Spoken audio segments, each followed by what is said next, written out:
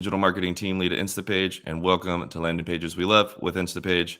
Today, we'll be taking a look at Timeshifter, and Timeshifter is an app that helps people beat jet lag for frequent travelers, for business executives that have a lot of business travel, and basically anyone that finds themselves on a plane a good bit in their lives. So starting off with what we really love about this landing page, the first thing I'd like to call out is the hero section.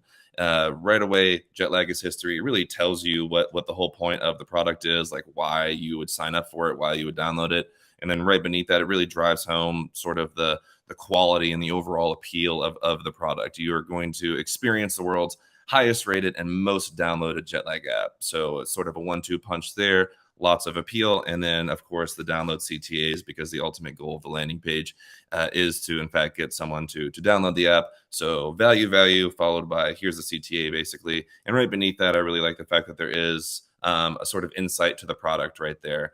You can see what it's going to look like when you're using it. You can see all the different sort of UI, different calendars, and all that good stuff. What you're actually going to be getting in the app. And just to drive home the overall sort of, again, appeal and value of the product, you get some really hard-hitting social proof right there from the Wall Street Journal, the New York Times, all that good stuff, just telling you how good the product is, how much it works, and just how much they recommend it. And after that, the landing page sort of gets into very informational section. So right here we have 2 videos, basically a 1-minute product overview, which I really love to see. Again, the more frequently show a user exactly what they're going to get in the product, how it works, the more appealing and likely the user is going to be to convert, right? And on the right, it's sort of like another testimonial social proof thing from an astronaut that has also used the product. And right beneath that, as we continue to scroll, we just sort of see a reiteration of this sort of sentiment here. There's lots of value, lots of explanation of the product, lots of informational sections, parts about the science of what's behind the app, and again, what is actually going to be within the product when a user is within it. And we get into more informational sections, some statistics right here about the success and sort of results you can expect. Similar things right here with athletes as well.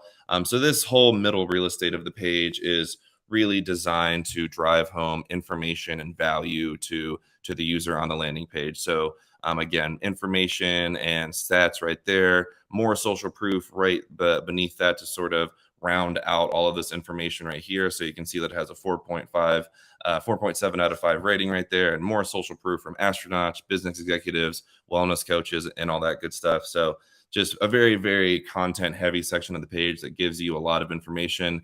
And right here, that again just sort of continues with more product information and more stats and more expectation setting about the actual application itself. And the end of the landing page is sort of rounded out with a frequently asked questions section, which I really like to see. If there's anything else a user wants to know about the app before they download, this is more than likely going to answer that for them. And it's just a good interactive sort of unfolding hamburger setup, which I really like to see.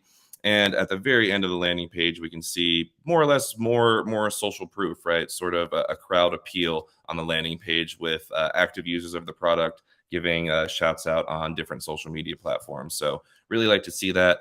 And as we go up back to the top of the landing page here, we'll start talking about some things that we see room for experimentation on. So one thing I would say about the page in general, before we get into a specific facet of it, is that it seems like it's trying to do a lot on a single page, right? I could say that this page is trying to appeal to athletes, given that one section right here. I could say it's trying to appeal to business travelers. I could say it's trying to appeal to just a sort of niche consumer. Obviously, an astronaut is not a very frequent user of any product, right? So exactly what or who is this landing page trying to talk to? So I would probably recommend trying to break out this same sort of structure that you have on this landing page, very value driven, very informational, but make a landing page for athletes, and then make a landing page for business executives, and then another niche one for those sort of use cases that don't fit into A, B, or C, right? So just experiment with segmentation, experiment with making the page just a little bit more personalized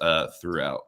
And on top of adding that sort of personalization to the page, I would also say it is lacking a little bit in CTAs. Of course, we have that sticky CTA header that you see right there in the top right, which I really like to see. But on this landing page, after that sticky CTA header, and then those two app download buttons right there, it's really sort of devoid of a CTA throughout the landing page. And the ultimate goal of a landing page is to get a user to do something, to convert on a specific action, right?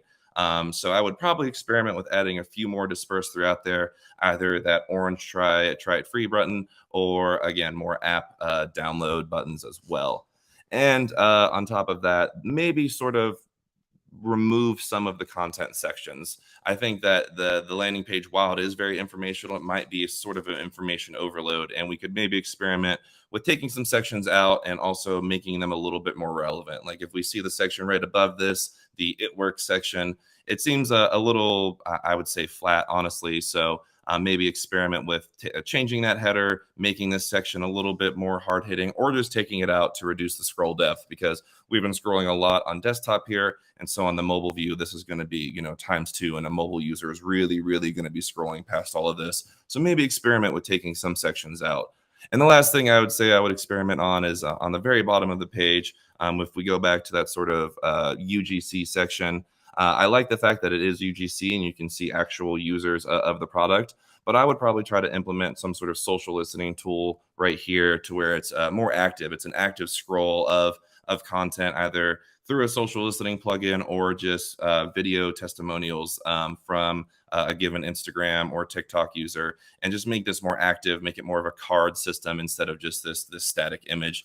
But overall, the landing page is very, very good. It gives you a lot of information. It gives you a lot of value, and it really tells you the whole point of why you would want to use Timeshifter. So my final thoughts are, again, that the landing page has some room for improvement, but very, very good. Maybe experiment with some segmentation to break up the information hierarchy, but it gets a lot of value across to you. And I really, really like the hero image, which is frankly about 70% of the work on a given landing page anyway. So in the meantime, if you would like to create a landing page that's just as good, if not better than Timeshifter's here, feel free to enjoy a free trial right there in the top left of the Instapage platform. And until next time, this was Landing Pages We Love with Jake.